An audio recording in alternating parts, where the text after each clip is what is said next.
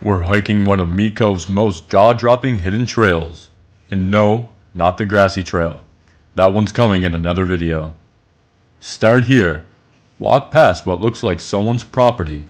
Don't worry, stay respectful. Then follow this old ATV road for just under 1 hour.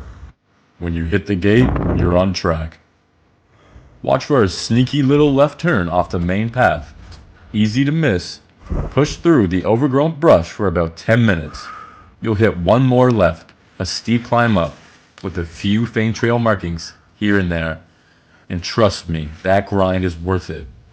Because at the top, you get insane views of Cove, and my father's memorial bench sits proudly overlooking all of it. A beautiful place and a reminder to keep climbing, in hiking and in life.